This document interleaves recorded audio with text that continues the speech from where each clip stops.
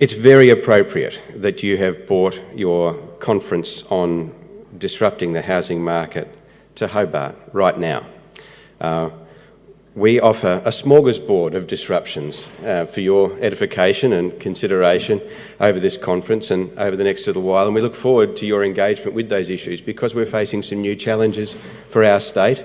Others will have seen them before, some are brand new, and we are committed to working with the best thinking, the best ideas out there to address them in a policy sense, and as we go forward as a government, providing the right environment for private investment and also the right place for people to live. Over the last few years, you may have seen, if you've been watching Tasmania, a few things start to happen quite suddenly. People stopped leaving. People stopped leaving Tasmania for education and employment opportunities. Some still go, but there's been a big change in the number of Tasmanians leaving and the reasons why. And new people are coming here to work and to study. Interstate and international students have grown massively over the last few years. And visitors to Tasmania, tourists from interstate but particularly overseas, have also grown massively in numbers to record levels. And all of that has put enormous pressure on our small housing market, in which not much changed over the last couple of decades in terms of investment and growth and development and exercising of our planning laws and those sorts of things. And so we've had these disruptions on many fronts, mainly to do with increased demand and a rapidly absorbed supply and the pressure that has created for people who are less able to compete in the market. And we have, as a government, have had to respond to that, and the market has had to respond as well. One of the things that's also happened, which is directly relevant to some of the topics that Michael listed for your conference here today, is the advent of short-stay accommodation, new ways of listing and booking accommodation outside of the traditional suppliers. And our government in 2017 responded to the lack of visitor accommodation by reviewing the regulations around short-stay accommodation to exempt properties, the own home sharing base model from planning permits, because it was considered to be not a change of use, and to create a simplified permit system for investment properties above that. And Tasmanians and their visitors embraced that sharing economy with gusto. More on that in just a little while. Our market has also responded though, and there are, and others will have better figures than me, but around 2,500 or so hotel rooms in construction across Greater Hobart right now. There is a program of development of around 1,000 student accommodation units by the university in our city as well. And right now we have record approvals and commencements for residential development in Tasmania, growing in the order of around 20% in value per year. So the market is responding to this rapid change in demand to the point where they're using up all of the capacity in our building and construction sector to do that. And we're running into some constraints on the capacity to build, not just the capacity of the stock on the ground. Government has responded to these emerging changes and disruptions in a number of ways. After our election, straight after our election in March this year, the government held a housing summit and involved 34 different organisations, and I believe AHURI was part of that, to get a collective understanding of the challenges facing our state in housing and to agree on a set of actions going forward, particularly focused on increasing supply. Shortly after that, I was appointed as Tasmania's first dedicated housing minister, also with the portfolios of planning as well, which was a deliberate move, because we saw that planning was part of the solution longer term to dealing with these sorts of disruptions, anticipating them and building them into a policy response for the longer term. Extra resources were committed pretty much straight away to assist people who are requiring emergency accommodation and support, and our investment this calendar year in that has now topped $1.2 million to ensure that we're reaching out to those who have been most immediately and directly affected by the changes in our housing market and who are finding themselves out of the housing system and needing direct assistance themselves. We've continued to implement our affordable housing strategy for Tasmania, which again AHURI was involved with in the development of in 2015. Our first affordable housing action plan arising from that is on track to deliver assistance to 1,600 households, including 900 new lots and homes by the end of June next year. And we've brought forward funding and investment of $125 million for our second affordable housing action plan, which is currently in consultation and development and will be released next year, which will take the total investment in our affordable housing strategy to $200 million over 8 years, resulting, we project, in assistance to 3,600 households, including 2,400 affordable lots and homes amongst that. Small numbers compared to what some of you will be familiar with in your jurisdictions elsewhere, but significant in the Tasmanian context, and particularly in Tasmania's historical context of investment in affordable housing and homelessness issues, right across the spectrum, from emergency and crisis accommodation through supported accommodation facilities, social housing and affordable home ownership as well.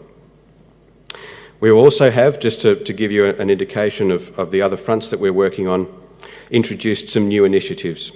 A private rental incentive scheme designed to create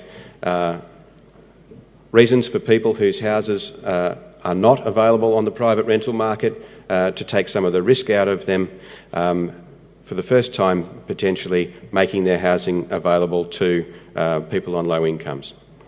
We have initiated a social housing stock matching initiative to ensure that we are using the existing capacity in our public housing in particular to its greatest advantage, providing some incentives and assistance for people who may have grown their family up in government housing.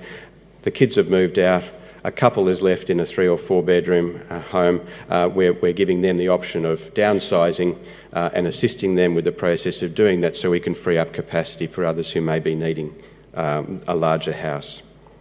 We have also reset and re-promoted our Home Share initiative, which is a home equity, affordable housing, affordable home ownership initiative, and combined with our first home buyers and builders grant of $20,000 now, people on steady but low incomes who may be struggling to afford increased rent in Tasmania may now receive assistance of up to, if they qualify, up to about $100,000 towards a home or a house and land package to get into home ownership for the first time.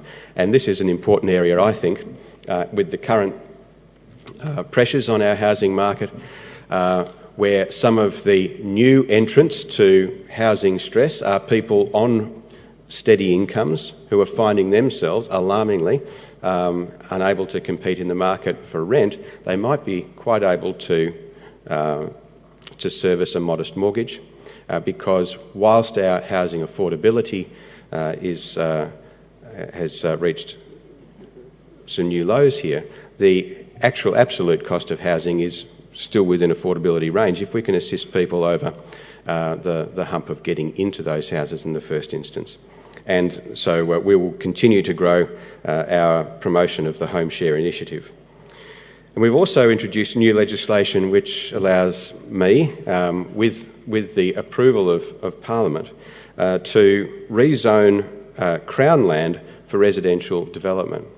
This was an initiative identified in that housing summit in March, which identified that whilst we were concerned that we needed to hurry up private property owners and developers to get more housing into the market, the government is also a property owner which could be contributing to that supply as well. And so an audit was done of Crown land, surplus to requirements, in areas of need for housing, and legislation was drafted and passed unanimously through 2 Houses of Parliament that gives the powers for a window of time for me as Planning Minister to rezone Crown land for residential use, including affordable housing provision. And the first 3 parcels of land that legislation is exercised on have just passed through a disallowance process through 2 Houses of our Parliament, and we will be commencing rezoning of that land and new development on that land this week. We'll be writing to the Planning Commission to commence that process. And we'll have more parcels of land going through that process when Parliament resumes at the beginning of next year. And we've also developed a piece of legislation to ensure compliance with and transparency of participation in the sharing economy and in the short stay accommodation market. As I said before, Tasmanians and Tasmania's visitors have taken up Airbnb and short stay accommodation with gusto, and at this time when there's been pressure on our housing market, a lot of questions have been asked about how much of those pressures have been exacerbated by the rapid uptake of short stay accommodation. And there's been a lot written and said and speculated about what the impact has been. And certainly the number of properties that appear to be available don't seem to be reflected in the number of permits that councils have issued. And so a few months ago, we embarked on a process of developing some new legislation which is not going to create more regulation of that industry, but which is going to enforce compliance by creating a series of fairly steep monetary penalties and fines for people who do not have the appropriate permits that they need under the current regulations or evidence of exemption from them. They're going to require that online booking platforms exhibit a permit number or evidence of exemption from the need to have a permit for all of the properties that they list, and there'll be penalties for the platform provider as well as the property owner if any of them fail to meet those requirements, which are existing requirements under our regulations. Importantly also, though, the legislation that we've tabled will require the online booking platforms to provide us quarterly with complete data of all of their listings, the types of properties, where they are, not identifying information, and we won't be publishing that directly, but a full data set of all listings. We did go through a process over several months of negotiating with the individual online booking platforms to reach data sharing agreements with them.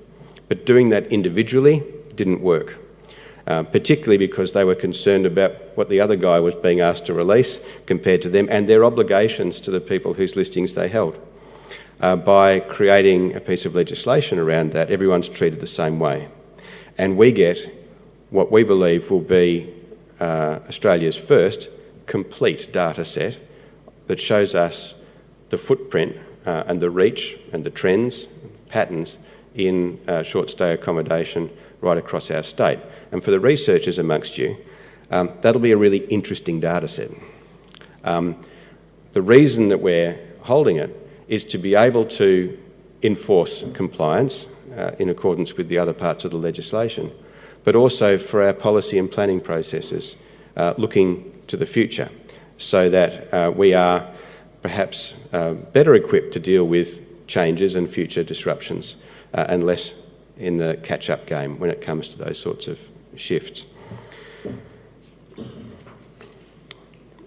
And on that same sort of theme, there's another piece of legislation that we've developed this year and taken through 2 Houses of Parliament, which relates to our planning system. You may know, if you take an interest in planning in Tasmania, that we are close to implementing Australia's first single statewide planning scheme here in Tasmania. And we've been working thus far mainly on the machinery of that and getting consistency in the planning zones and codes across the 29 local planning authorities that we have in Tasmania.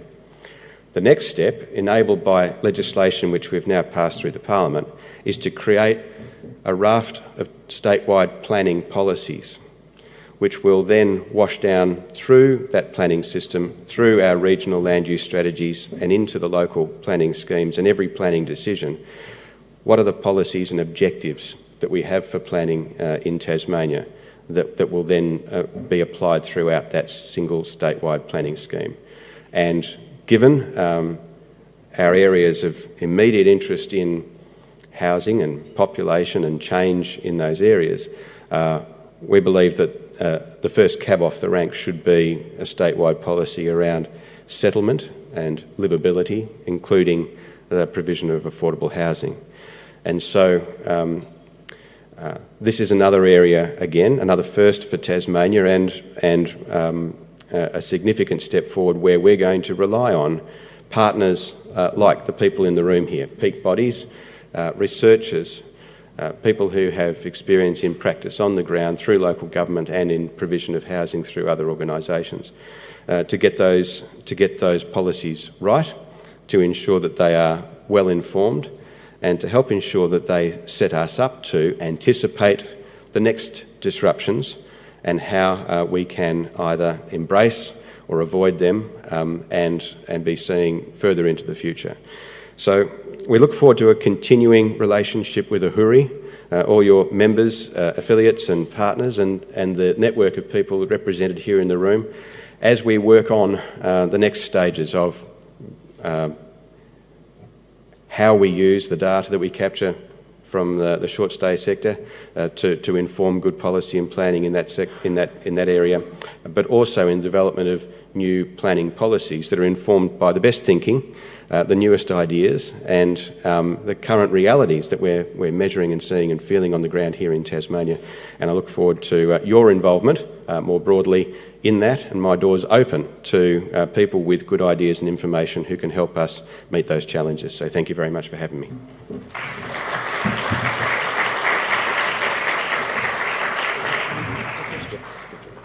We have time for a couple of questions. There are some microphones that will be moving around.